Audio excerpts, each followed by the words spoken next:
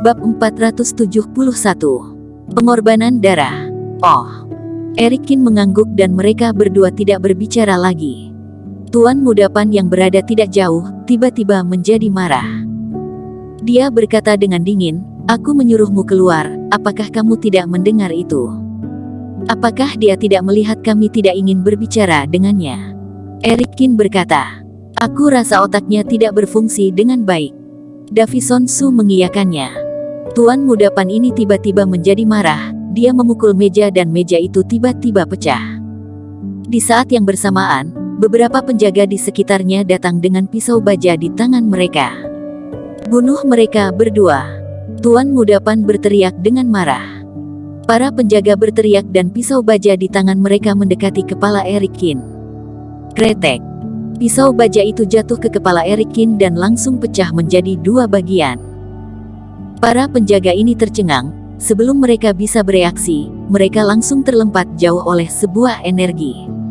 "Kamu sengaja mencari masalah di saat aku tidak ingin menghiraukan kamu." Davison Su melangkah keluar dan langsung menekan kepala Tuan Muda Pan ke tanah. Kamu berani memukulku? Aku anak Raja Pan." Tuan Muda Pan berteriak. Mata Eric Kin menyipit. "Putra Raja Pan. Mungkin anak ini tahu sesuatu. Raja Pan saja sudah mati, apalagi kamu." Davison Su mengangkat tangannya dan menepuk kepalanya tanpa henti. "Bawa dia pergi," Eric Kin berkata pada Davison Su. Kemudian dia berjalan keluar dari pintu restoran. Apa kita tidak jadi makan?" kata Davison Su sedikit tidak senang. Meskipun para pelatih tidak memiliki kebutuhan makanan yang tinggi, tetapi mereka tidak dapat menahan keinginan untuk makan. "Mari kita makan lain kali." Eric Kin melambaikan tangannya. Setelah beberapa orang keluar dari hotel, sang pemilik tiba-tiba menjadi putus asa. Tamat sudah.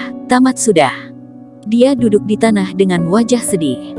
Eric Kin membawa Tuan Muda Pan ke tempat sepi. Tuan Muda Pan menjadi semakin takut. Meskipun dia adalah putra Raja Pan, tetapi dia hanya mencapai tingkatan master. Dibandingkan dengan Raja Pan, itu 180.000 lebih buruk dibanding dengannya. Kalian jangan membunuhku." Tuan Muda Pan berkata dengan takut, "Keluargaku memiliki banyak uang dan aku akan memberimu uang sebanyak yang kamu mau." "Tutup mulutmu." Davison Su mengangkat tangannya dan menamparkan mulutnya. Eric Kin berjalan ke depan Tuan Muda Pan dan berjongkok.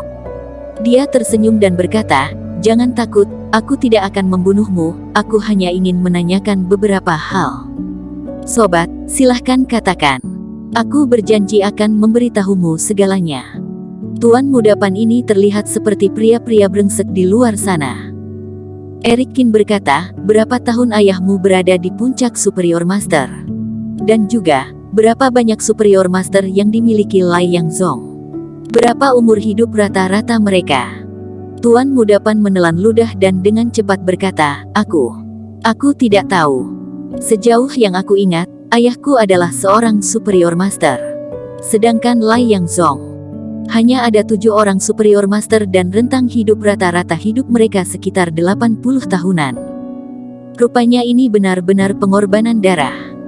Setelah mendengar kata-kata ini, Eric Kin melempar Tuan Muda Pan ke samping. Usia hidup seorang Superior Master setidaknya 100 tahun dan tidak pernah mendengar sama sekali yang berusia 80 tahun.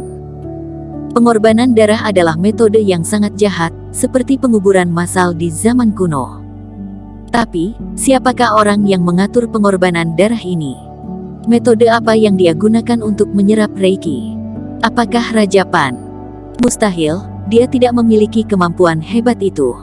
Dan juga mengapa Eric Kin tidak terpengaruh sama sekali? Benarkah karena pohon tua bawaan? Davison, dalam 3 bulan terakhir ini, apakah kekuatanmu telah mengalami peningkatan? Eric Kin bertanya.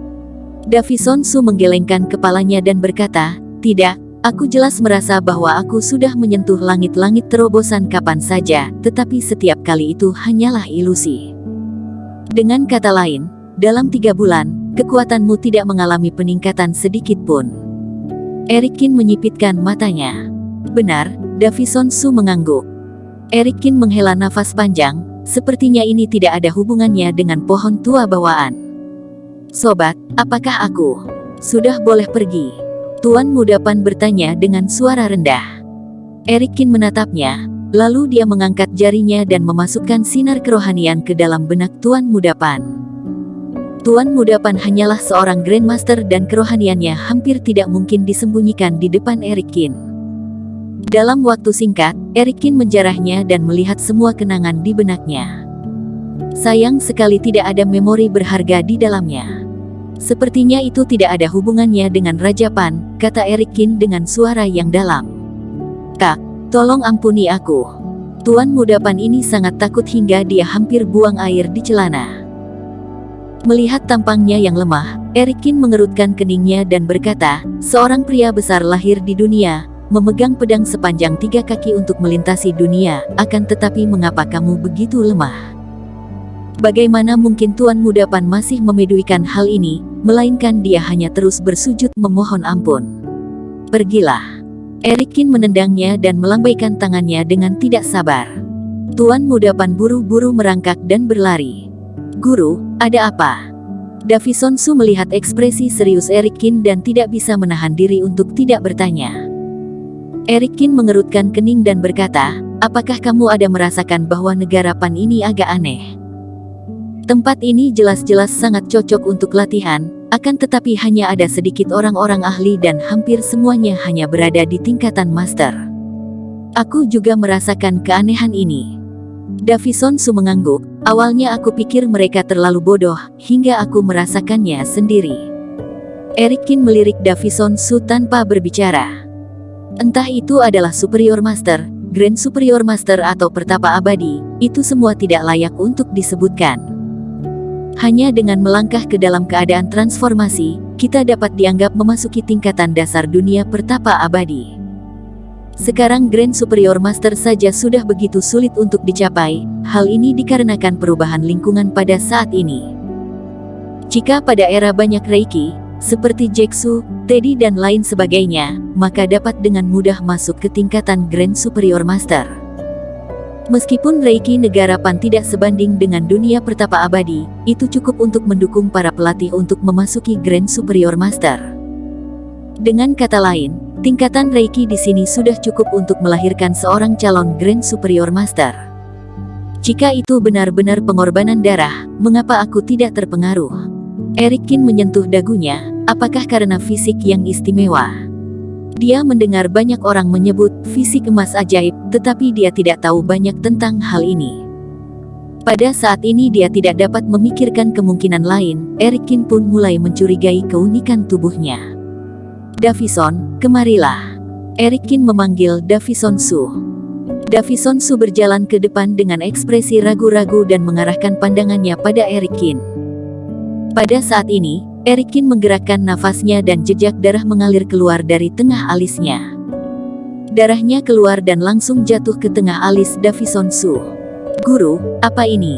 Davison Su terus menyentuh dahinya dan berkata dengan panik. Itu darahku. Erikin berkata dengan suara yang dalam, sekarang mari kita jalankan metode Pertapa Abadi dan coba lihat apakah ada kesempatan untuk menerobosnya. Davison Su sedikit bingung, tetapi dia tidak membantah ucapan Erikin dan menyetujuinya. Bersambung. Terima kasih telah menonton video ini sampai akhir. Jangan lupa subscribe dan nantikan kisah episode selanjutnya hanya di Novel Story. Salam.